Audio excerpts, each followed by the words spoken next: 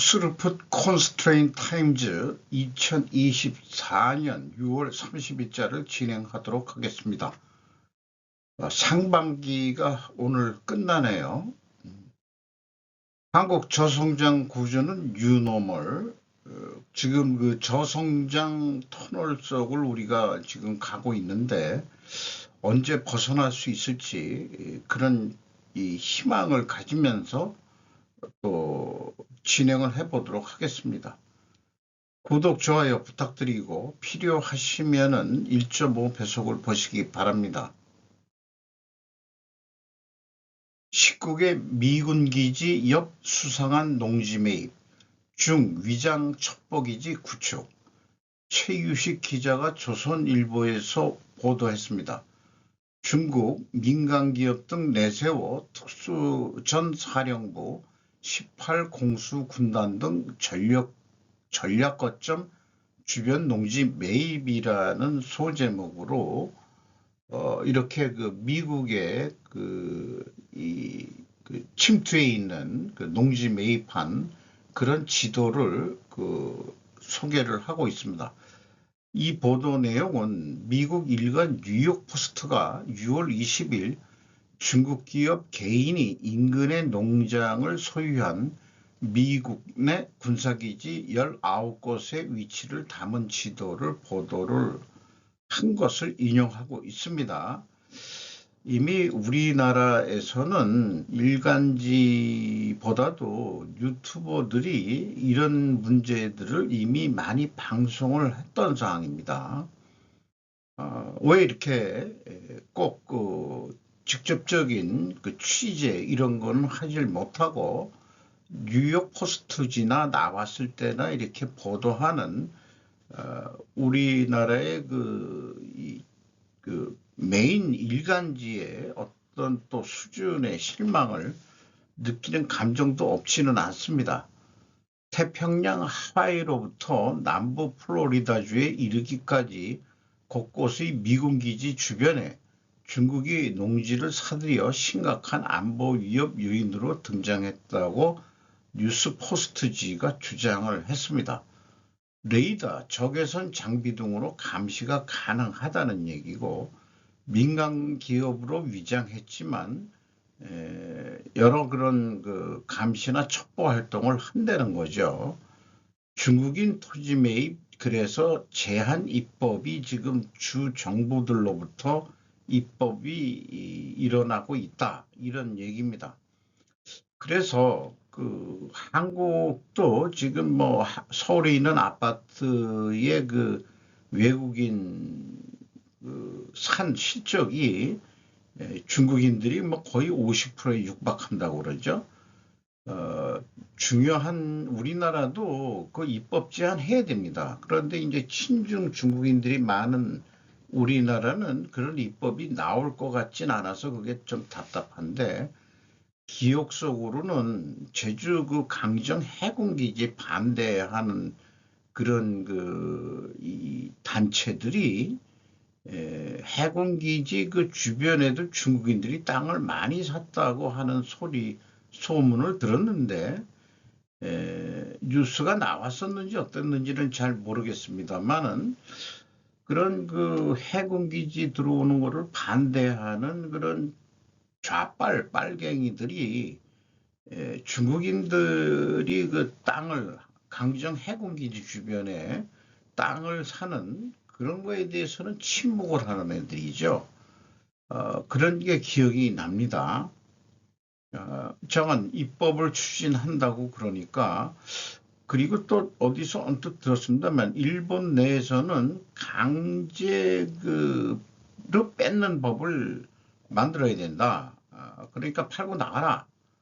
이런 거죠. 그런 것들이 요즘 이제 중국에 대해서 강하게 강제 입법 등이나 이런 걸 통해 가지고 강제 매각을 시켜서 나가게 만드는 방법 이런 것들이 지금 진행 중인 거로 알고 있습니다.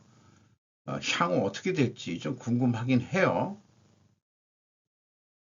구축함 만들겠다. 미 급한 불 떨어지자 벌어진 깜짝 결과라는 제목으로 송정현 기자가 한국경제에서 보도를 했습니다. 중국과 해양 패권 경쟁에서 위험 느낀 미국, 이대로 가다가는 중국과 해전서 필패, 조선어 괴멸로 동맹 한국 필요성 절실이라는 소제목으로 지금 상황을 얘기하고 있습니다. 곧바로 구축함이라는 게 대함 또는 대잠 공격을 주임무로 하는 군함, 건조를 추진할 거라고 하더군요. 김동관 하나그룹 부회장과 친분이 있는 한 정계 인사가 전한 얘기랍니다. 그 필리조선소를 그 하나오션이 매입을 했죠. 그래서 딜이 성사된 직후 시장에선 하나오션이 이 조선소 인수를 통해 연간 20조 원에 달하는 미군 해군의 함정 유지 보수 운영 MRO 정도만 시작을 하는 거로 생각을 했는데, 그래서 이제 미국 조선소를 처음 인수해가지고 워밍업 정도 하겠다고 했는데, 이게 지금 미국 측에서 미국의 해양치국, 그 마리타임 스테이트 크래프트라고 그렇게 되어 있네요. 전략의 핵심층으로 곧바로 자리 잡는다는 국제 정치적 의미가 상당하기 때문이다. 그 앞에 이 뉴스가 있습니다만은 미국이 그만큼 달아오를 대로 달아올랐다는 방증이기도 하다라고 그렇게 이제 기자는 해석을 하고 있네요. 하나오션이 지금 유리한 입장은 하버드대를 좀 얘기를 하고 있네요. 김동관 그 부회장이 그 하버드대 출신인 모양입니다. 그래서 하버드대를 졸업한 한 금융계 인사는 미국에서 하버드 출신이 간다는 이점은 한둘이 아니다. 김 부회장 정도라면 정, 관, 재계 주요 인사들을 국내 오너기업인 중 누구보다 쉽게 접촉할 수 있을 거라며 김동관이라는 존재만으로도 하나오션의 기업의 가치는 몇 조는 더 쳐줘야 된다고 주장했다 하는 내용까지도 소개를 하고 있네요. 우측에 조그맣게 함정수 파란 게 미국인데, 이게 연도별로 그 밑에서부터 현재까지 오는 과정에 중국이 미미했었는데 지금 졌다, 그 함정수에서 일단 밀린다, 그런 도표 같습니다.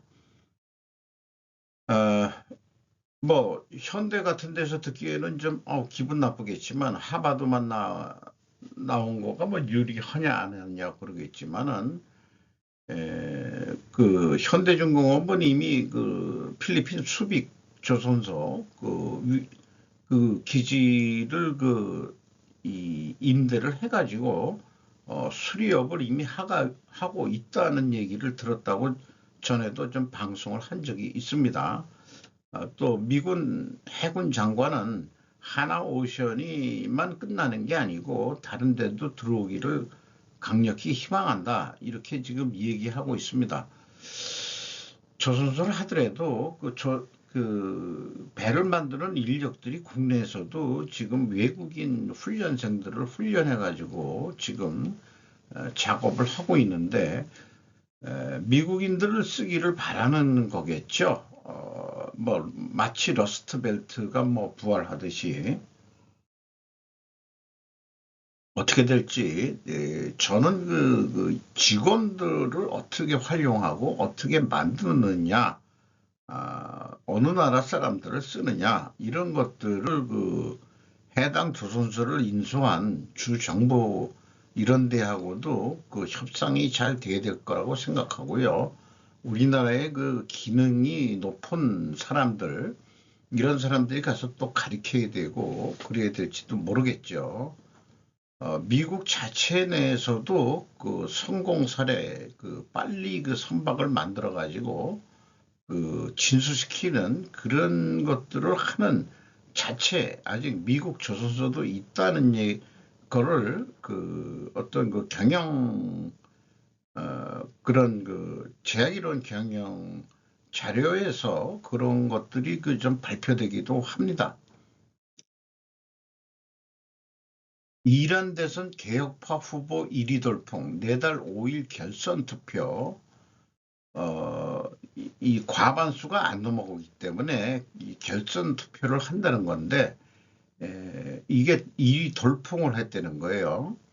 이해준 기자가 중앙에서 보도를 했습니다. 이란 대통령 보궐선거 투표에서 개혁파 후보 마사드 페제시키안 70이네요.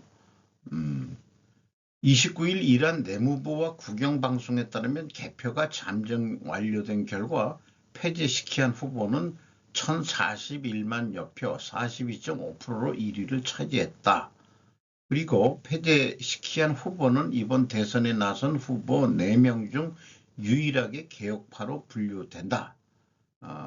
뭐 처음에는 그 이름도 없었다고 하는, 뭐 이름이 없었다기보다도 별로 신경을 안 쓴 후보였는데 1위 돌풍을 일으켰다는 거예요. 과반을 득표한 후보가 나오지 않아 다득표 순으로 페제키안 잘릴리 후보가 다음 달 5일 결선 투표에서 최종 당선자를 가린다. 페제시키안 후보는 의사 출신이다. 의사 출신들이 대만 총통도 의사 출신이죠. 요즘 의사 출신들이 정치에 관심이 많은 모양이야. 우리나라도 의대 정원 가지고 그거 활동하는 거면 그 정치적 행동들이죠. 선거운동 과정에서 서방과 관계 개선을 통한 경제제재 완화, 히잡 단속 합리화 등 개혁적이고 유연한 공약을 내세워 언더독의 반란을 일으켰다. 언더독. 이란 대통령 보궐선거에서 결선 투표를 치르게 된 사이드 잘릴리. 이게 전통적인 그런 그 이란의 그 지금 기득권 그런 세력의 후보인 것 같습니다.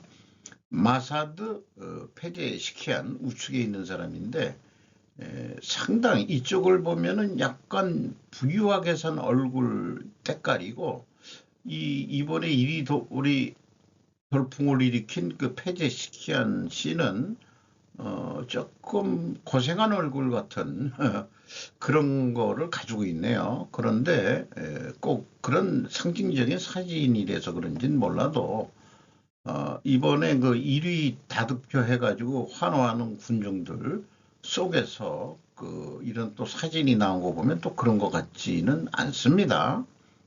어쨌든 이란이 어떤 그 좀 개방적이고 옛날 우리나라가 그 우리나라의 테헤란로까지 만들어 가지고 이란하고 관계가 좋았는데 그 좀 그 중국이나 뭐 북한 뭐 이런 데하고 좀 관계 좀 끊고 좀 뭐 약간 그 친미적인 그런 이란이 다시 됐으면은 중동에서 그 시아파 그다음에 그 순위파 이런 대립도 조금 완화되지 않겠냐 그런 생각도 좀 해보게 됩니다.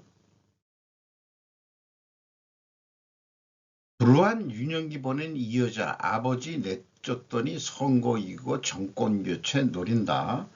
지금 이유가 이 좌파들이 많았던 그런 유럽 정치에서 우파들이 이제 다시 득세를 하고 있는 과정이다. 그리고 이제 그 중에서도 구구인데 여기 소개하는 것은 이제 구구의 의무지를 조금 벗고 보수 정당으로서 정권을 쟁취하겠다 하는 그런 추세로 가고 있는 것 같습니다. 강인성 기자가 매일경제에서 보도를 했습니다.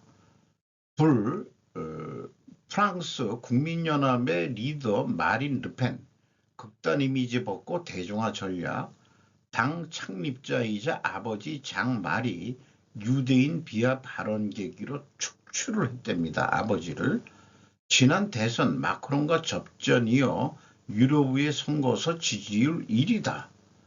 극우 득세의 유로와 같이 하락했지만은 친환경 정책 동력이를 우려도 뭘 우려를 해. 친환경 정책으로 유럽이 그 망한 꼴로 지금 평가가 돼야 될 것 같거든요.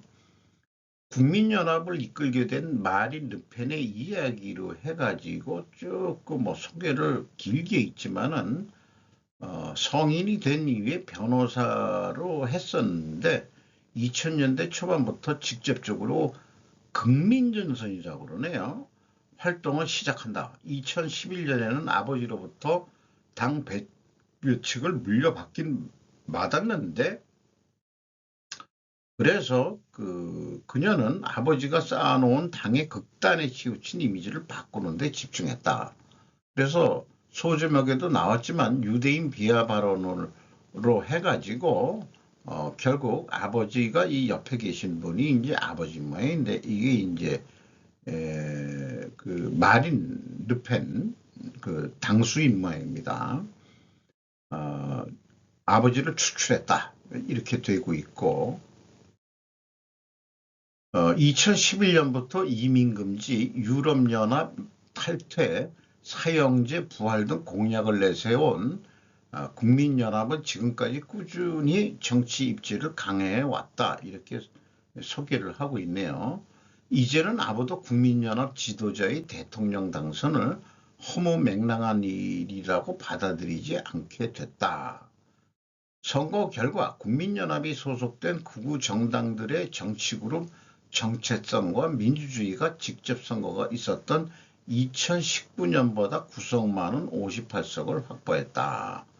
그래서 좌관 EU 그 국회의원 선거에 극우가 득세하는 바람에 마크롱 대통령이 프랑스 의회를 해산하고 오늘 30일 조기 총선을 치른다고 발표를 했다. 대통령이 의회 해산을 시킬 수 있는 그런 게 있는 모양이죠. 임기도 뭐 다 돼간다는 얘기가 있는데 이 같은 소식이 알려지자 이제 유로 환율이 좀 떨어졌다는데 뭐 금리나 뭐 그거를 한 것도 영향이 있다 그러는데 이제 그게 또 맞물려 가지고 더 영향을 미쳤다 하는 얘기예요. 뭐 친환경 정책이 동력을 다소 잃을 수 있다는 우려라고 제목을 했는데 그러면은 이 뉴스 보도를 하는 그 언론기관도 친환경 정책이 아주 좋은 거로 얘기 인식을 가지고 있는 거죠 지금. 그렇게 좀 느낌이 있습니다. 한국에 미치는 영향은 강 달러 지속과 친환경 드라이브 약화 가능성. 친환경 드라이브 좀 약화되는 게 좀 오히려 바람직할 것 같기도 해요. 달러 인덱스 국가별 비중을 좀 소개를 했고, 그리고 이 사진은 르펜 정당이 총선에서 다수당을 유럽 의회 선거인데 국회의원으로서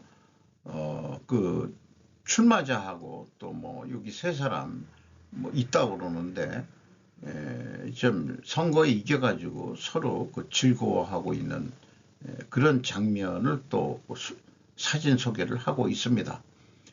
이런 뉴스를 보면서 이런 생각을 해보게 되고 또 뭐 저도 제 개인적인 독창적인 게 아니고 저도 쭉 꾸준히 현 세계는 산업자본주의 세력에서 또는 산업자본주의가 자유자본주의라고 한다 그러면은 그렇게 해서 2차 대전 이후에 그 산업자본주의가 이 세계를 지배한다고 믿었는데 어느 날 그게 아니고 글로벌 금융 세력이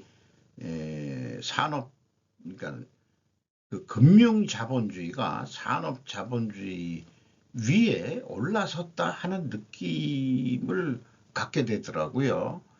그래서 미중 전쟁의 원인 중에 하나도 글로벌 금융자본 간 추진 방향 갈등에서도 있을 수 있다는 견해를 가지는 유명 유튜버도 있습니다. 그래서 ESG는 저도 뭐 그 신경을 별로 안 쓰고 있는데 우리나라는 2020년대 이제 그게 불거져 나와가지고 어떠거라 해가지고 지금 추진 중인데 아직 S1, S2라는 실질적인 그 규제 기준이 그 아직 공식 발효가 안 됐습니다. 우리나라도 지금 계속 의견 수렴 중인데 ESG 중에서 이 한 가지만도 아직 그렇게 크게 진행되는 건 아닌데 벌써 뭐 지속 가능 보고서 뭐 이런 이름으로 그 또 그 은행에서 돈을 빌리는 기업이 되면은 이걸 다 안 할 수가 없는 그런 거거든요. 그래서 ESG 영미 로스차일드 금융 세력의 방침 우리나라에는 2015년 그 로스차일드 뭐 누구 그 로스차일드 여사가 와가지고 ESG 하라 했는데 그때 우리나라 기업들이 들을 때는 뭐 뜬금없는 소리로 생각을 했을 거예요. 근데 5년 후에 그게 실질적인 안 되겠다 실력 행사를 어, 글로벌 금융 영미 로스차일드 세력들이 하니까 뭐 유럽도 그렇고 우리나라도 그렇고 일본 쪽에서는 어떻게 돌아가는지 그런 뉴스는 좀 보질 못했네요. 그런데 그 로스차일드 여사가 한 얘기는 포용적 자본주의 이름으로 ESG를 얘기를 하고 있습니다. 어쨌든 유럽은 그 저도 그 환경심사원 공부를 하면서 독일의 그 탈원전 이런 교육도 받았었고 또 환경심사원 자격도 따고 하면서 그런 걸 했는데 그런데 이제 그 심사원 자격을 공부하면서도 그 유럽은 이제 선진화가 돼서 잘 살 만큼 됐으니까는 이제 좀 너무나 그 굴뚝 공장들이 너무 심하고 하니까 친환경으로 가자 하는 거는 이해가 되는데 동남아 출신의 그 아이소 그런 관련된 사람들의 그 볼멘 소리는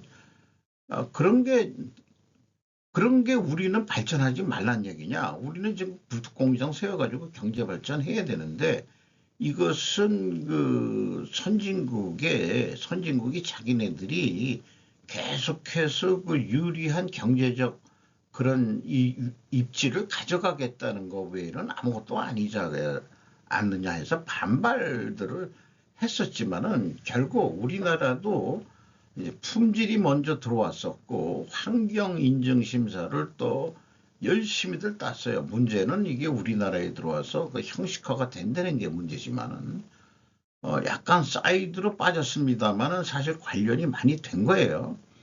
그런데 EU가 그런 거를 실시한 결과 그 친환경 정책을 쓴 결과 중국만 좋아졌다는 것을 지금 뼈저리게 느끼고 있는 거죠.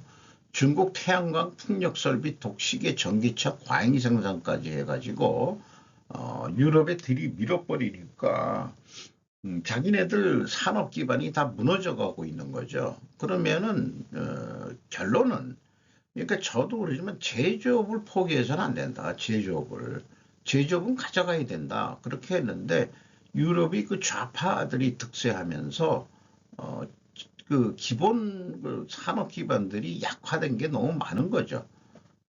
그렇게 생각을 합니다.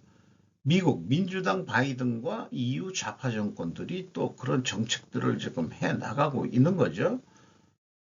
중국은 전기차를 왜 건설업체들이 우후죽순으로 만들었다가 현재 폭망하고 있는가?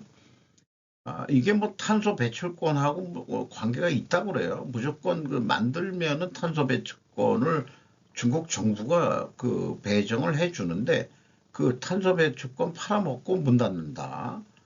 돈 때문에 뭐 이런 얘기들도 있고 BYD인가 그게 이제 가장 그큰 전기차 메이커인데 국내 소비도 안 되니까 유럽에다가 이제 그 밀어내기 덤핑 수출을 지금 하고 있는 입장이죠.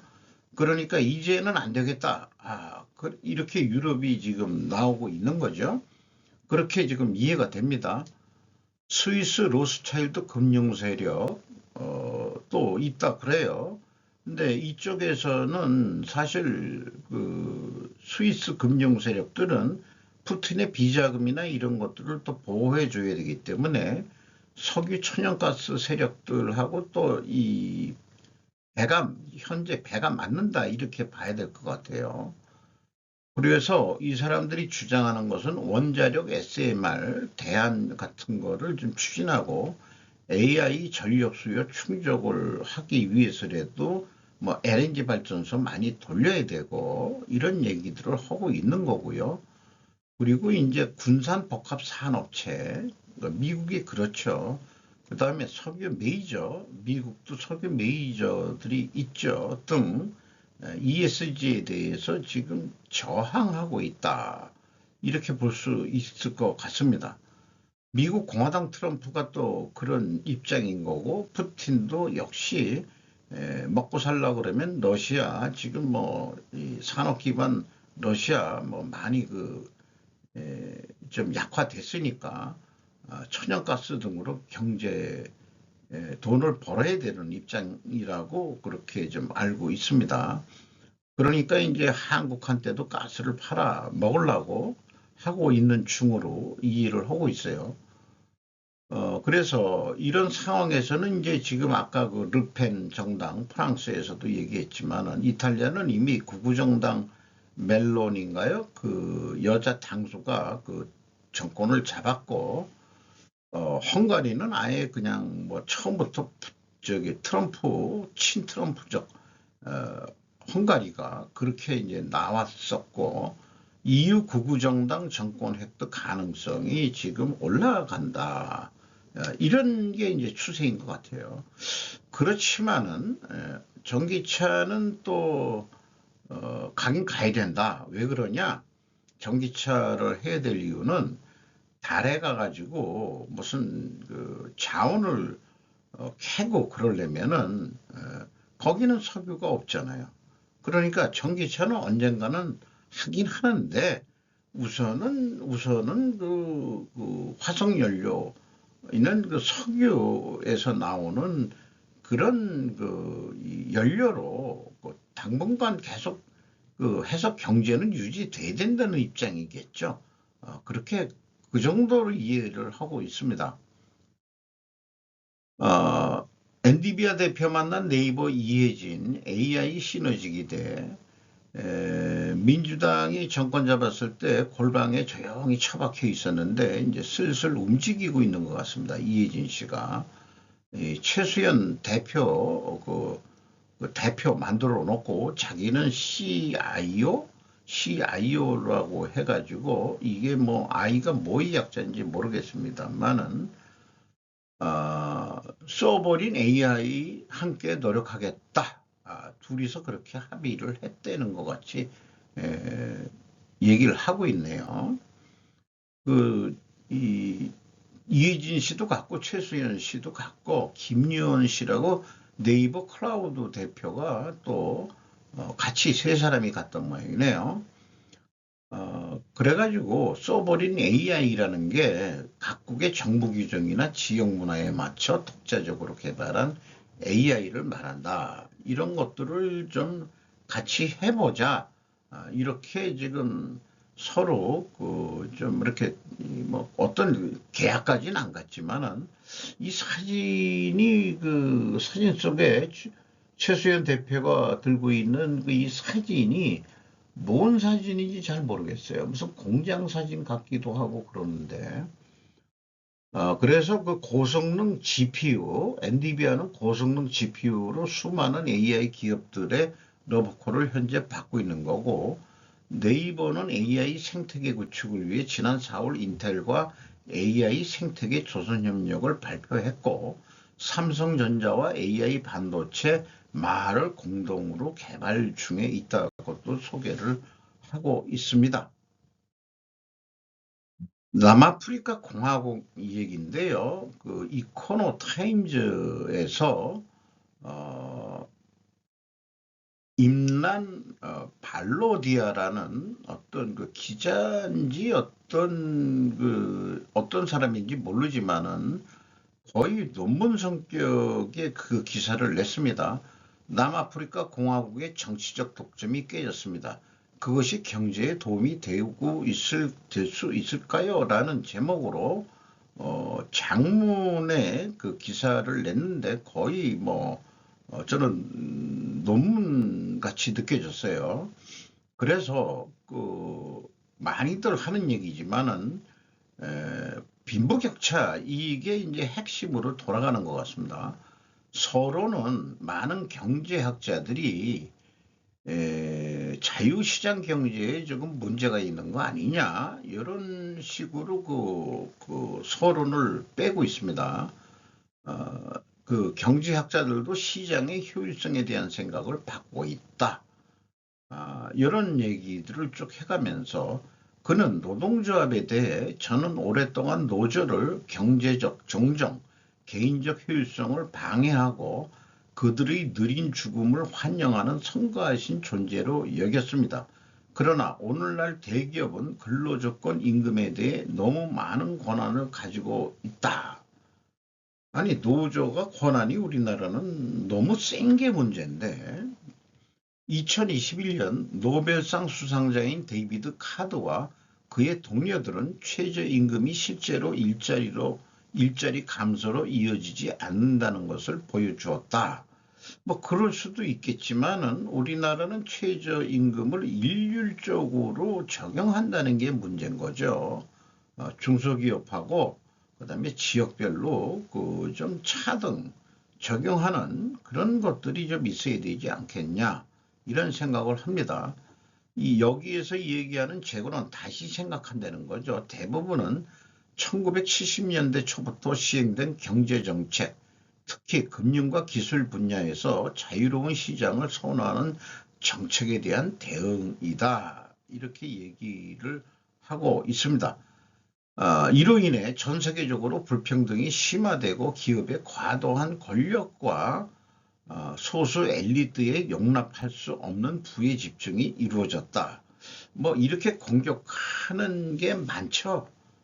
그래서 세계적인 다시 생각하기에는 포용적 포용적 삶을 창출하기 위해 시장을 신중하게 규제하고 있음을 시사하고 있다. 그리고 이제 경제력 집중을 좀 완화하고 시장 관계에서 힘이 부족한 그런 부류들에게도 성과가 저타락하게 나오는 것이 목표다. 다시 한번 이 경제를 재고하는 것에 대해서는 이렇게 이제 그 서론을 풀어 매기고 있고요. 정치 권력의 독점이 있는 곳에서는 그런데 쉽게 이거를 달성할 수 없는데 남아프리카 공화국이 정치 독점이 이제 벗어나 가지고 야당이었던 지금 정치 독점을 했던 데가 아프리카 민족회의 그다음에 그 역사적 반대파인 민주동맹 사이가 어떤 이 연립된 정부 같이 만들어 가지고 좋게 좀 해나가길 바란다는 의미 같습니다. 빈곤과 불평등을 해결하는 성장을 해야 된다. 이렇게 쭉 얘기를 풀어나가고 있고 극심한 불평등을 해결하기 위해서는 성장의 혜택이 저소득층과 소외된 지역 사회로 흘러가야 할 것. 그렇겠죠. 그러나 이 나라는 또 다른 이유로 같은 목표를 향해 나아갈 수 있다. 그것은 아이디어가 경쟁할 수 있는 공간이 열렸다는 것. 그러니까 이 권력 독점을 하면 획일적인 아이디어 이런 게 강요를 받는데 이제 좀 다수당이 안 됐으니까 좀 이렇게 그 여유가 생긴 게 아니냐 이렇게 해석이 됩니다. 그래서 그 정치학자 아담 하비브라는 사람의 이름을 빌려서 정치의 불확실성과 경쟁 가능성을 요구했다. 이렇게 쭉 얘기를 하고 있네요. 그런데 이런 그 글이 나온 남아프리카 공화국은 백인 우월주의를 끝내고 그다음에 이제 누구죠? 만델라 씨인가요? 그분이 대통령이 됐는데 남아프리카 공화국 자체가 백인 정권 시설 흑인이 대통령이 된다 하더라도 어차피 시스템이 아직도 그게 그냥 돌아가는 거 아닌가 그런 생각이 짙습니다. 에, 지금 뭐 그렇게 이 백인 정권이 무너졌다 하더라도 지금 사는 지역은 백인 사는 지역과 흑인 사는 지역은 구분이 돼 있다고 제가 그렇게 알고 있어요. 그래서 복수의 정치적 공간이 많아지면 정치적 행위자들의 자신들의 결정을 증거에 근거하도록 훨씬 더 많은 압박을 받게 될 거다. 뭐 상당히 영어식 표현들이 뭐 이런 식으로 많이들 얘기하는 것 같아요. 앞으로도 남아프리카 공화국이 의사결정, 정책 결정을 해야 되는데 기후변화, 이주 문제, AI 성장과 불평등 이런 거를 이 의사결정, 정책 결정들을 해 나가야 되는데 결론은 좀 그동안의 저소득층이라든지 부의 불평등이 완화될 수 있는 그런 성장을 좀 해야 되는 거 아니냐 이런 얘기겠죠.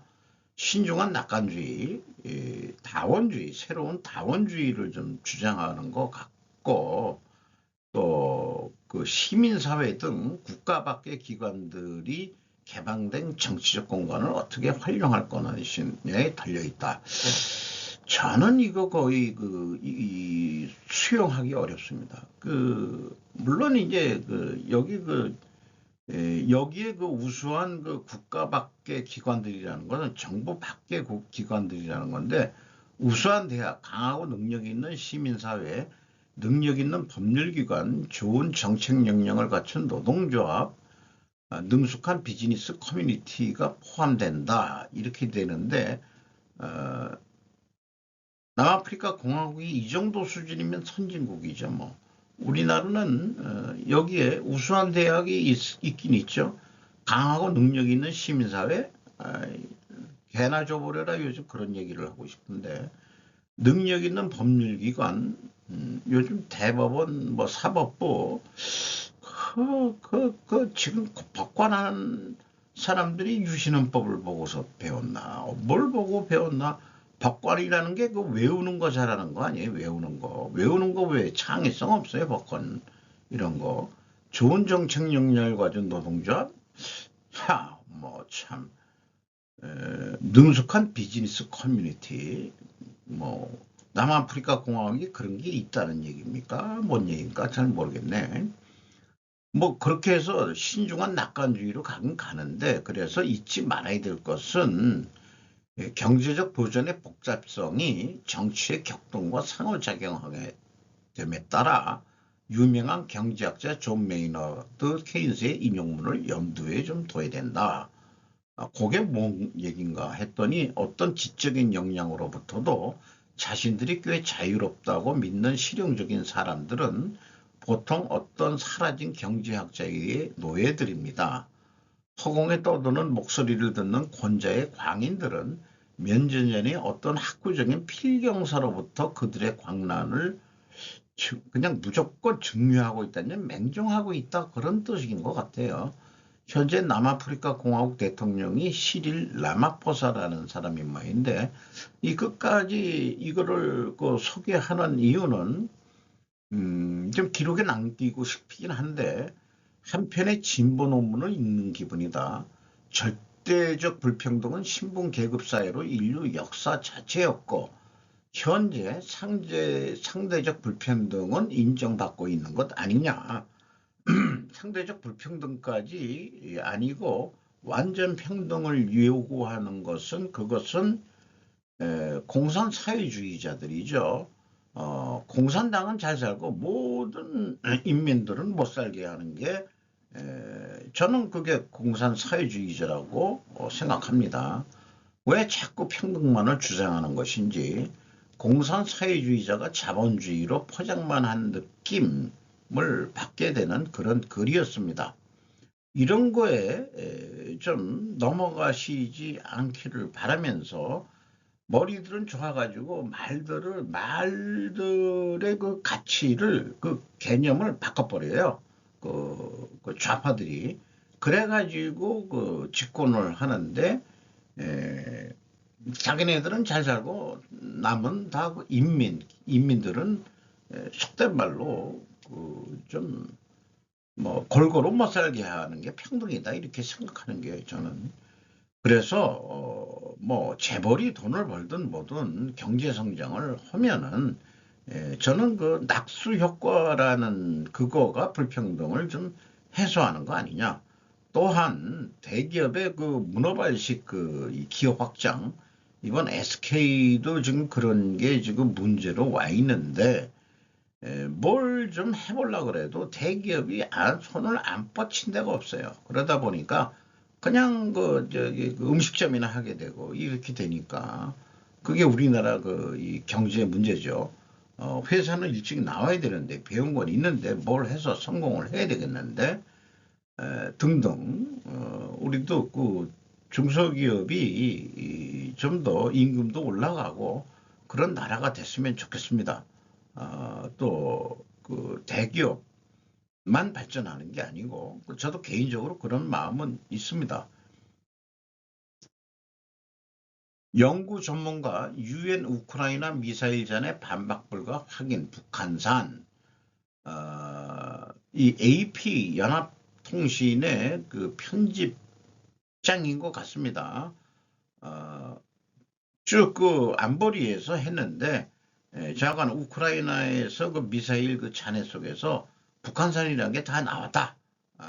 그래가지고 이거 이 국제 그 이 결의 위반이다 뭐 이런 거로 했는데 중국하고 그 북한이 뭐 반발하면서 미국은 무기 안 팔아먹냐 이런 것까지 얘기가 나왔어요. 근데 뭐 자관 이미 그 뉴스에도 나오거든요. 일부 로켓 구성 요소에 한글 문자 이런 것도 나왔고 이번 안보리는 프랑스, 일본, 한국, 영국, 미국의 요청에 따라 북한으로부터의 불법 무기 이전에 대해서 논의를 하게 된 거다 이거죠.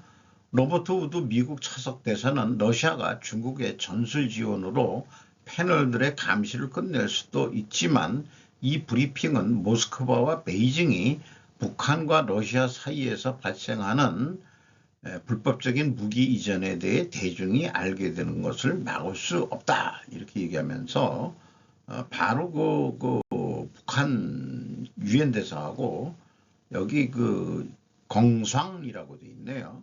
그리고 그 중국에는 송김이라고 돼 있는데 뭐 악수하는 장면입니다. 그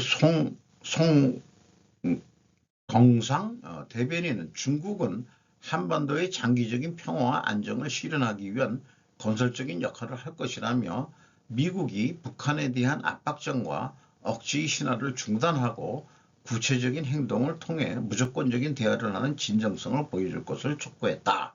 그랬더니 우드 특사는 당신네들이 실제로 한반도의 안보 상황에 대해 그렇게 우려한다면 북한이 지역 및 세계 안보를 훼손하지 않도록 당신네들이 압박을 줘야 되는 거 아니냐. 영향력을 사용할 필요가 있다. 근데 왜 가만히 있니 니들. 이게 문제다 이거 아니에요.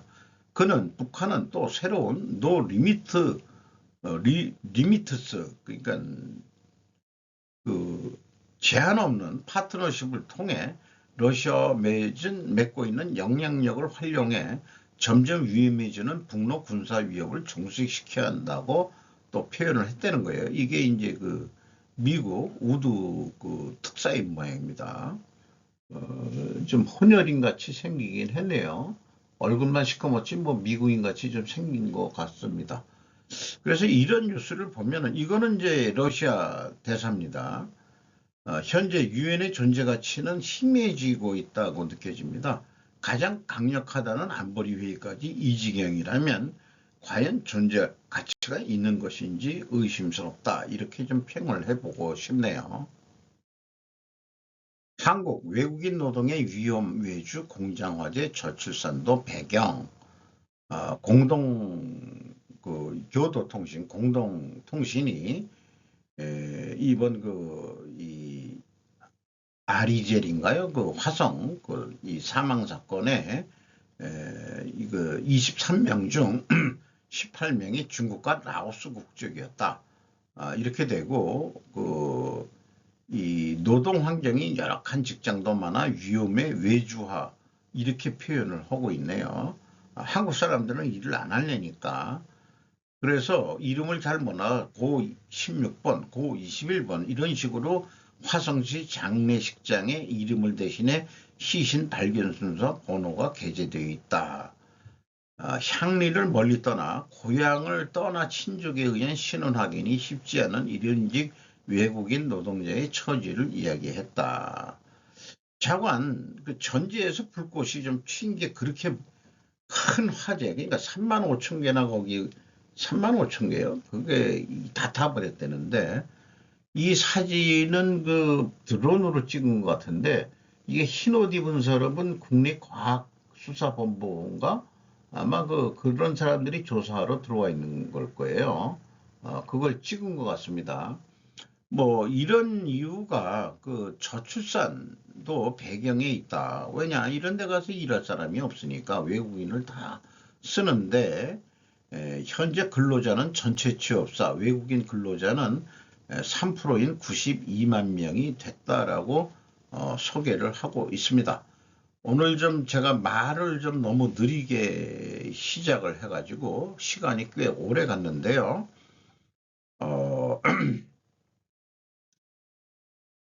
1.5배속을 보시기 바랍니다. 6월 30일 상반기를 마치도록 하겠습니다.